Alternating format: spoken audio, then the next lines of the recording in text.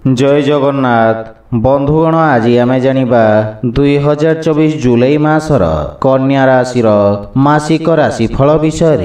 एही मासिक राशिफल ग्रहंक स्थिति और चलन को नहीं आधारित एवं ग्रहंक स्थिति और चलन आम जीवन में बहुत प्रभाव पकई थाए, जहा फल आम जीवन में केबे सुख आसी थाए तो केबे दुख आसी थाए। सेथिपाई ग्रहंक स्थिति और चलन को नहीं आमे पारिवारिक जीवन, वैवाहिक जीवन, आर्थिक स्थिति, शिक्षा, व्यवसाय एवं स्वास्थ्य विषय संपूर्ण विश्लेषण करी कहिबो। सेथिपाई वीडियो को शेष पर्यंत देखंतु और जो माने आम चैनल को नुआ करी आछंती तले थिबा लाल रंगर सब्सक्राइब बटन को दबाई आम चैनल को सब्सक्राइब करंतु और पाखरी थिबा घंटी बटन को दबाई ऑल रे सिलेक्ट करंतु, काहेकि ना आमे अपलोड करिथिबा प्रत्येक वीडियो नोटिफिकेशन आपण सर्वप्रथमे पाई परिबे। बंधुगण कन्या राशि व्यक्ति मानक पई 2024 जुलाई मासटी उत्तम फलदायक सिद्ध हेबो।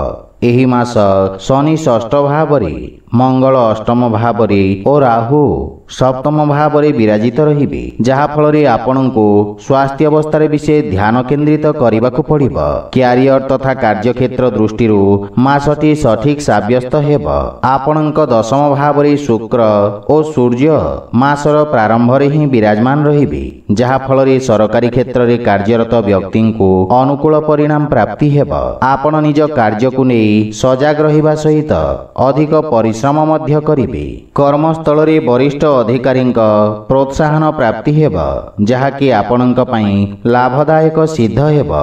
चाकरी क्षेत्र रे पदोन्नतिर मध्य जोग रहिछि। एकादश भाव रे बुध विराजित रही वरिष्ठ अधिकारी सहित अनुकूल संबंध बजाय रखिबे एवं आपनक वाणी कौशल रे वृद्धि करिबे। शुक्र और सूर्य मासर द्वितीयार्धरे एकादश भाव को गोचर करिबे एवं बुध द्वादश भाव को गोचर करिबे, जहा फल रे कार्यक्षेत्र संबंधित धाँ दौड़ा वृद्धि पाइब।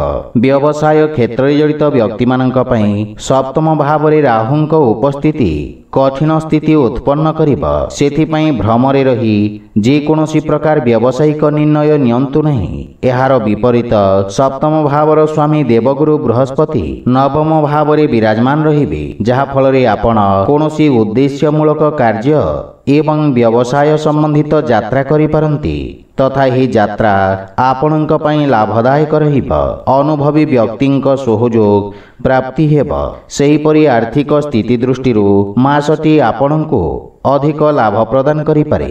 मासर प्रारंभ रे ही बुध एकादश भाव रे विराजित रही आपणक आर्थिक स्थिति को आग को बढ़ाइबारे सहयोगी हेबे। 7 जुलाई को शुक्र और 16 जुलाई को सूर्यंक एकादश भाव को गोचर कारणरू आपणक आमदानी रे दिन प्रतिदिन वृद्धि घटिब, किंतु 19 जुलाई को बुध ग्रह आपणक द्वादश भाव को गोचर करिबे, जहा फल रे आपणक अनावश्यक खर्च रे वृद्धि घटिब, किंतु अष्टम भाव रे मंगलंक उपस्थिति गुप्त धन बा अप्रत्याशित धन प्रदान करिब, जहा कि पूरा मास आपणक पई लाभदायक हेब।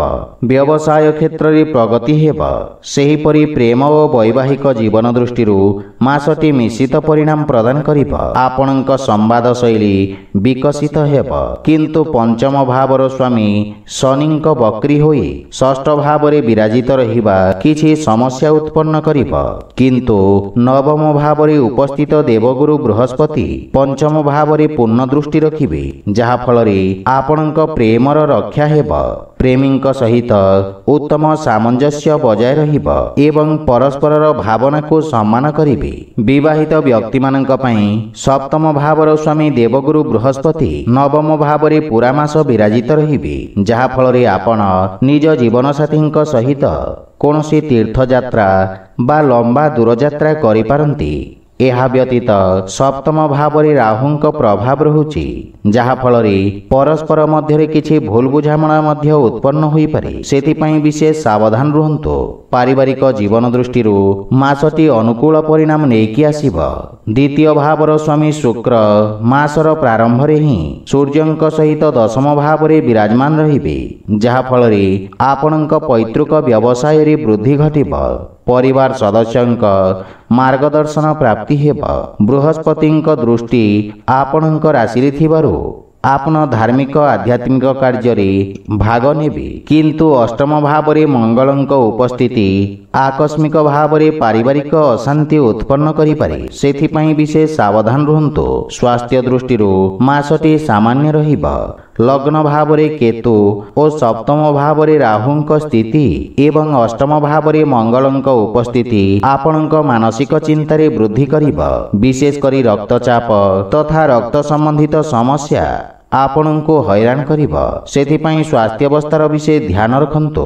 आपणक पई प्रतिकार हैला आपण प्रत्येक बुधवार दिन भगवान गणेशंक पूजार्चना करी दूब अर्पण करंतु, शुभ फल पाइबे। तो बंधुगण, यह थिला 2024 जुलाई मासर कन्या राशि मासिक राशिफल विषय। जदि भिडियोटी आपको भल लगी थाए लाइक शेयर और कमेंट करी जणांतु एवं आम चैनल को सब्सक्राइब करंतु। जय जगन्नाथ।